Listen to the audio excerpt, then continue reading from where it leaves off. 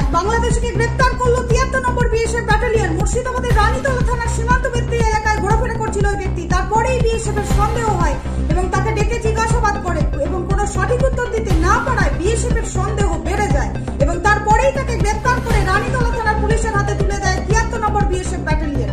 এর পিছনে আর কেউ জড়িত আছে কিনা তদন্তে নেমেছে রানীতলা থানার পুলিশ। হুড়মুড়িয়ে উল্টে গেল লরি। টোটোকে সাইড দিতে গিয়ে হুড়মুড়িয়ে উল্টে গেল লরি। যদিও এই ঘটনার কোনো হতাহতের খবর নেই। মুর্শিদাবাদের ভগবানগোলা থানা এলাকার ঘটনা এটি। ঘটনাস্থলে ভগবানগোলা থানার পুলিশ পৌঁছে লরিটিকে উদ্ধার করার প্রক্রিয়া শুরু করেছে।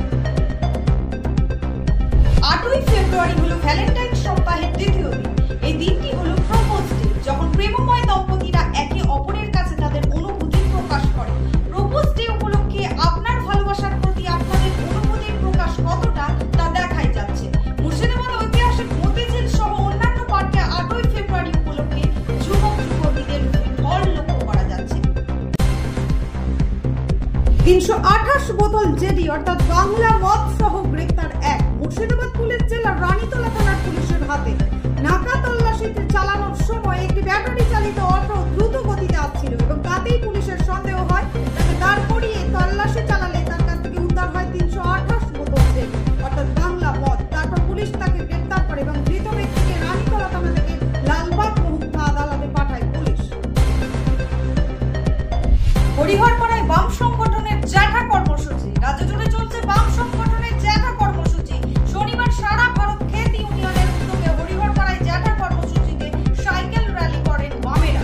এদিন হরিহরপাড়া ব্লকের খিদিরপুর গ্রাম পঞ্চায়েতের পাড়ায় পাড়ায় গ্রামে গ্রামে বাম কর্মীরা সাইকেল চড়ে কর্মসূচিতে যোগদান করেন। আগামী ২০ এপ্রিল ব্রিগেড সমাবেশ সফল করতে গ্রামে চলছে জ্যাঠা কর্মসূচি।